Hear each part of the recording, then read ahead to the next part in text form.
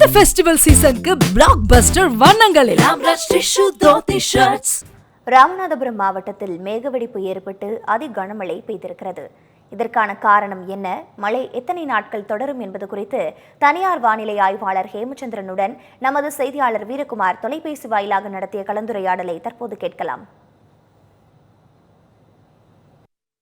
தென் தமிழக பகுதிகளில் எதிர்பாராத அளவிற்கு தற்போது கன முதல் மிக கனமழையானது பெய்து வருகிறது. இதற்கான காரணம் என்ன? அதாவது காற்று சுழற்சி இலங்கை மற்றும் அதனை ஒட்டிய தென்மேற்கு வங்கக்கடல் பகுதியில் நிலவி வருகிறது.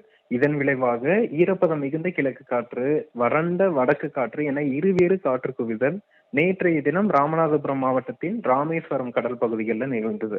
இதனால ஒரு குறுகிய நேரத்துல அடர் மேக குவியல்கள் அடுத்தடுத்து ஒரே இடத்தில் மழைப்பொழிவு கொடுத்திருக்கு. இதுல அதிகபட்சமாக ராமநாதபுரம் மாவட்டத்தின் ராமேஸ்வரத்தில் 44 சென்டிமீட்டர் மழையும், தங்கச்சி மடத்தில் 32 சென்டிமீட்டர் மழையும் பதிவாகியிருக்கு. முதல்ல மேக வெடிப்பு அப்படின்னா என்ன, இது நிகழ்வதற்கான காரணம் என்ன? மேக வெடிப்பு என்பது நமக்கு ஒரு மணி நேரத்தில் 10 சென்டிமீட்டருக்கு மேல் மழைப்பொழிவு பதிவாகும் போது மேக வெடிப்பு என வகைப்படுத்துறோம். அது காரணிகள் பல்வேறு நிகழ்வுகளை பொறுத்தும் இடத்தை பொறுத்தும் மாறுபடும்.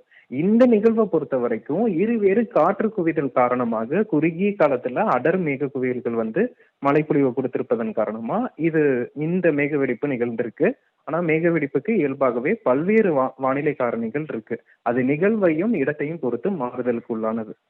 இப்போ தூத்துக்குடி, ராமநாதபுரம், திருநெல்வேலி, கன்னியாகுமரியில எதிர்பாராத மழையானது பெய்து வருகிறது. அங்க இருக்கக்கூடிய பகுதி மக்களுக்கு என்ன எச்சரிக்கை கொடுக்கலாம்? அதாவது இந்த மழையானது தொடரும் அப்படின்னு சொல்றீங்களா, இல்லை மழை விடுவதற்கு வாய்ப்பு இருக்குன்றீங்களா?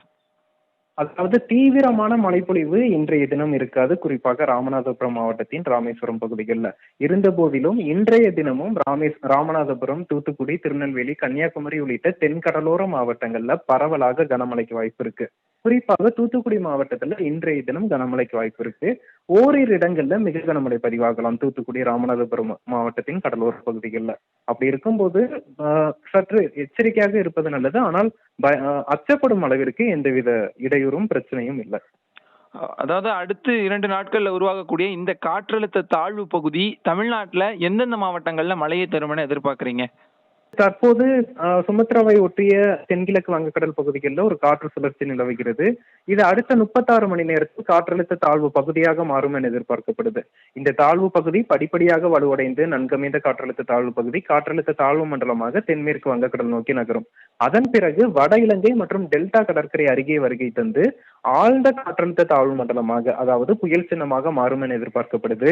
கடல் சார்ந்த அலைவுகளின் தாக்கம் இந்திய பெருங்கடலில் இருப்பதன் காரணமாகவும், கடல் வெப்பநிலை மிக சாதகமாக இருப்பதன் காரணமாகவும் இது கரையை கடப்பதற்கு முன்னதாக புயலாக மாறுவதற்கும் வாய்ப்புகள் அதிகமாக இருக்கு. அப்படி புயலாக மாறும் பட்சத்துல இந்த சலனம் கரையை கடக்கும் இடம் சென்னைக்கும் நாகைக்கும் இடையே கரையை கடக்கும் அப்படின்னு எதிர்பார்க்கலாம்.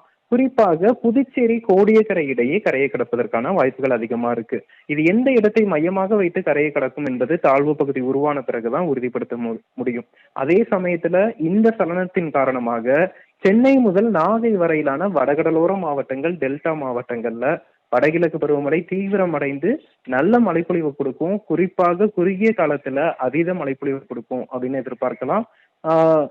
வடகடலோர மாவட்டங்கள், டெல்டா மாவட்டங்களான சென்னை, திருவள்ளூர், காஞ்சிபுரம், செங்கல்பட்டு, புதுச்சேரி, விழுப்புரம், கடலூர், மயிலாடுதுறை, காரைக்கால், நாகப்பட்டினம், திருவாரூர், தஞ்சாவூர் மாவட்டங்கள்ல இருக்கக்கூடிய நீர்நிலைகளை நிரப்பும் அளவிற்கு இந்த சுற்றுலா மழைப்பொழிவு எதிர்பார்க்கப்படுது. குறுகிய காலத்துல அதீத மழைப்பொழிவுக்கான வாய்ப்புகள் இருக்கு. அது குறித்தெல்லாம் வரக்கூடிய நாட்கள்ல உறுதிப்படுத்தலாம். குறிப்பாக நவம்பர் 26, 27 ஆகிய தேதிகள்ல மழையின் தீவிரம் சற்று அதிகமாக இருக்கும். உங்களுடைய தகவல்களுக்கு நன்றி ஹேமச்சந்திரன். நன்றி. இந்த ஃபெஸ்டிவல் சீசனுக்கு பிளாக் பஸ்டர் வண்ணங்களில்